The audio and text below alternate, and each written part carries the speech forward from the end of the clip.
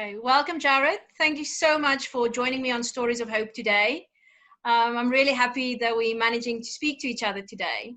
Why don't we start off by, just introducing yourself and your company to our viewers. Hi, Almarie. Yes, thank you for having me and for getting in touch. Yes, ETA Path is a company that's been going for about 5 years, and we're in the transport industry. We walked a path with Uber for a long time, and we were forced to pivot very quickly, quite recently, like everybody else, with the onset of the coronavirus, and it's been very challenging, but also very eye-opening to see how much can get done in such a short amount of time, and how companies and people essentially pitch up for each other. Yeah. That is amazing. That's, that's the one thing that I really love about South Africa, is to just see how, everybody's in the same boat, and yet people just, they just show up and, they help where they can. But let's just go back to, so you say you've had a long relationship with Uber. You've been in business for 5 years, and then lockdown happened. And all of a sudden we were all confined to our homes without cigarettes and alcohol and loads of other things as well, and obviously it was the right thing to do. But it must have had a massive impact on your business. Can you just kind of tell me a bit about that? Sure. Well, we went from the initial sort of engagement from Cyril on the Sunday, and then another announcement from there on that we're going into lockdown. And as like everybody, we didn't know how to interpret a very small amount of information. So we went from a Monday evening deciding to offline 100 vehicles and 100 drivers and telling them that we're going to put a very small pay package together for them, and looking for essentially parking lot space, to fast forward 3 or 4 days later, before the Thursday of lockdown, engaging with brand new customers, registering for essential services as a transport provider, getting our documentation in order, creating operations around this new dynamic, this new need, this new demand, telling drivers that you actually do have an income, but we need to pivot very quickly, in a very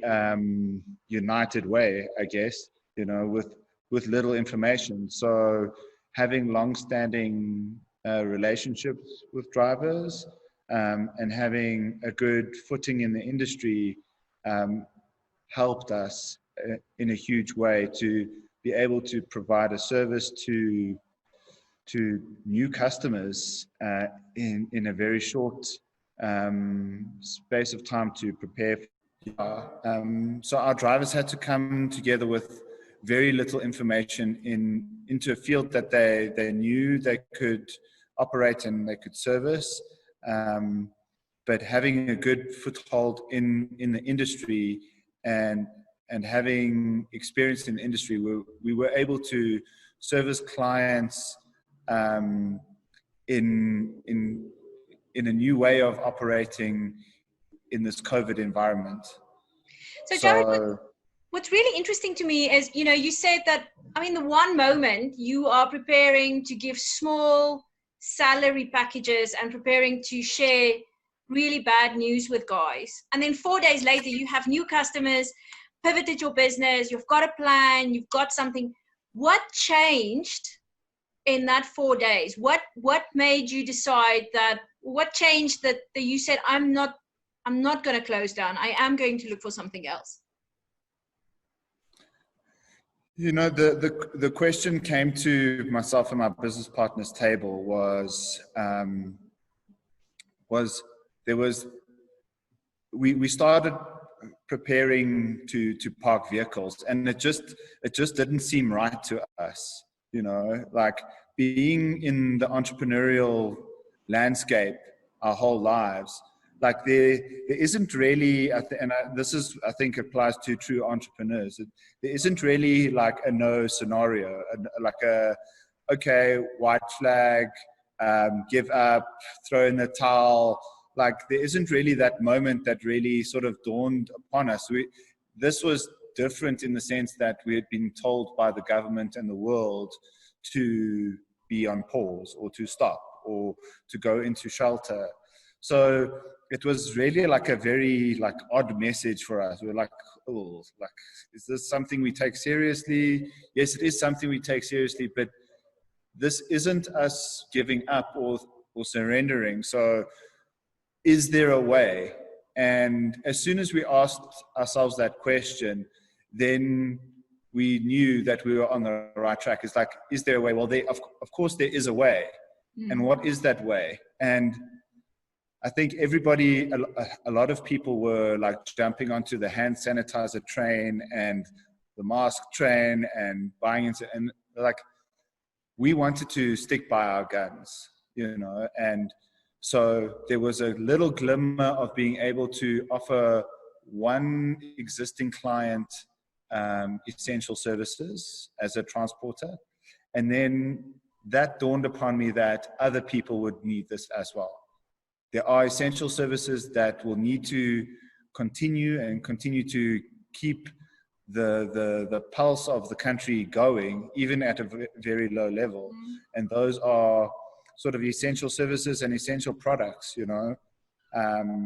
And so began the process of looking for new clients, identifying which clients would be essential, and then approaching them, you know, and saying, it was a very systematic, you know, it wasn't a trial and error. It was there was real systematic thought, but you just managed to do it really, really quickly by just asking that simple question of this, you know, what is the options? And I love that. I think that's true entrepreneurial spirit. Yeah, and it was interesting. I think in that period was we figured out very quickly like how many entrepreneurs are surrounded by other entrepreneurs, whether it was restaurant industry or fringe services or sales or products, etc. We are surrounded by a lot of entrepreneurs, and what was surprising is a lot of entrepreneurs sort of were like, oh well, I'm done. Well, that's the bullet. That's the bullet. That's the nail in the coffin. They got me, you know. And myself and my business partner Ben, we were like, well, I don't know. Have they? Yeah. Are you just saying that? You know, like, yeah. What is the very next thing that you could do? What is the micro goal that would put you in a different position? Yeah. So Jared, I know that, you know, I always say, and, you know, I'm a really good example of somebody that, you know, was kind of forced into a completely different direction, you know, when lockdown started. And, you know, in the very early days, I came across the saying that says, great things never come from comfort zones. And you told me that you guys have been thinking about an app and you were planning to, you know, you were working on it, but all of a sudden you realized that this was now becoming really, really essential to this new service that you're offering. Why don't you tell me a bit about that app? Yes, well, we saw that there was a gap in the market where we could provide en masse transportation for companies. They could have their employees book themselves trips home, or they could have HR managers or managers book divisions home, or a team home. So which that type of functionality is not out in the market, and being able to very efficiently drop off one customer at a time in a very concatenated, efficient route. So we could take, if we're going into work, we could take a group of employees in a similar area, albeit they might be in different teams, but we could put those people in close proximity to each other in the same vehicle and very efficiently take them to work. And the same in reverse. We could have 4 people, we could have the software go through a whole division of employees and select only those employees to put in one car that stay in a similar area. So there was a huge amount of efficiencies around that for companies. And that's what was attractive for them.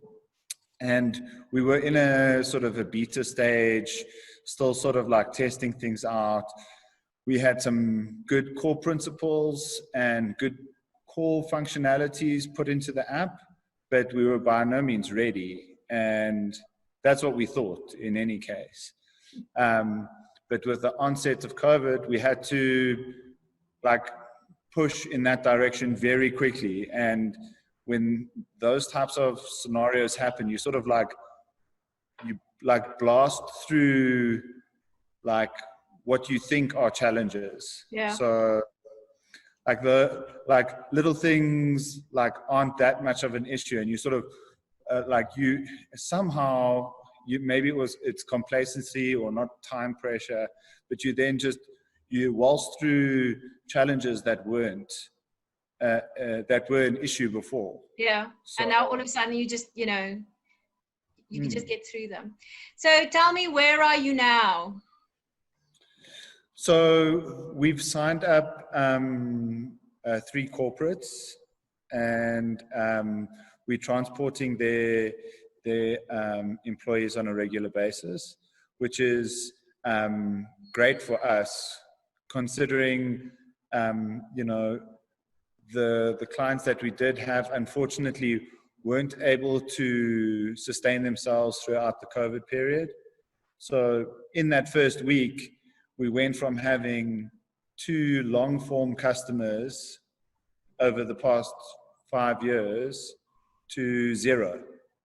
So for 48 hours, we had 0 customers and 0 potential for customers.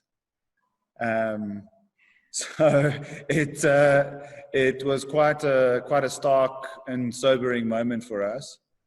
And happy to say that we've got clients that I believe would give us a good reference.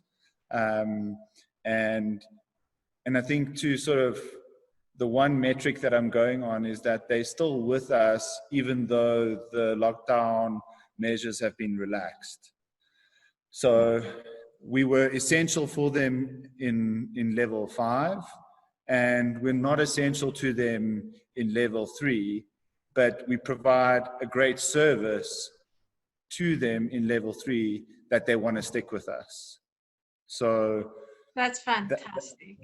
That for me is a great selling point. Obviously not without its challenges, yeah. You know.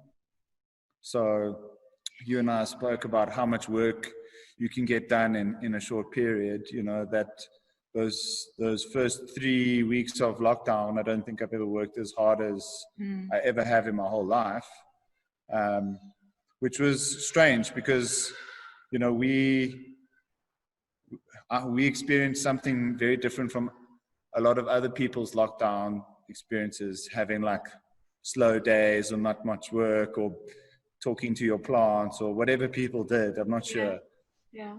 But it just shows how much, like now when I do a regular day's worth of work, I'm like, you almost guilt trip yourself because you haven't pushed like 19 hours into it, you know? Yeah. So, Jared, yeah. and out of this experience, you know, like you say, you know, you had a period of 48 hours where you had no customers and, you know, you didn't think that you would be operational. What is the biggest lesson that you are taking out of the change, out of the effect that COVID, you know, had on your business? What is the lesson that you are taking from that you will, you know, that you feel has made a difference to you?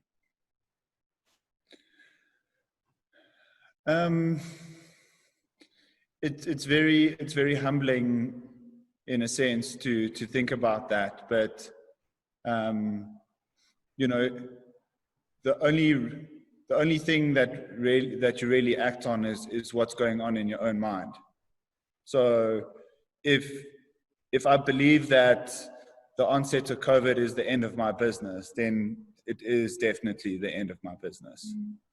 So, you know, in that situation, I would say that there was definitely the time and place to throw in the towel. The towel was in my hand to throw, but like I just couldn't believe what I was saying to myself, and I was just like, this is not how it goes. This is not the story that I have in my head. It was different to the story that everybody else was talking about, because I think that was also very overwhelming about that period, is that everywhere, in every corner of the globe, people were talking about the same thing, and what a drastic negative effect it was having on the economies of different countries, as well as the sickness itself. So it was hard. It's so hard to go against the grain in terms of what is being said absolutely everywhere, and going, actually, I'm going to try something else. Yeah. I'm going to do something else. And it's a very sort of like weird decision to make, you know. It's like, well, actually, I'm just going to do this. I know I'm probably going to look like a weirdo, you know, for saying that I can try earn money and keep people afloat in this period. But I mean, you know, I might as well fail at something that has potential than fail at something that everybody knows doesn't. Yeah, that's very true.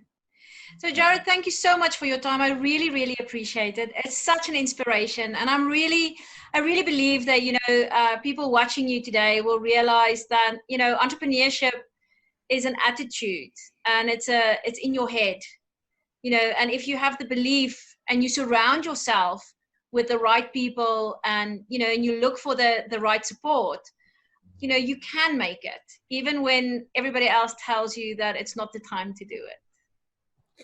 Yes, well said. Yes, and you need to keep on making it. You know, we are by no means have we made it.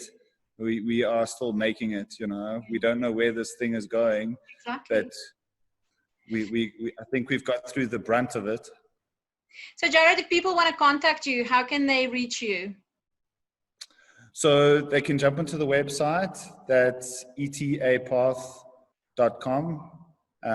Pretty simple. You can sign up there and reach out to me, or you can contact me personally, and that's at support@etapath.com. ETA Path. Yeah.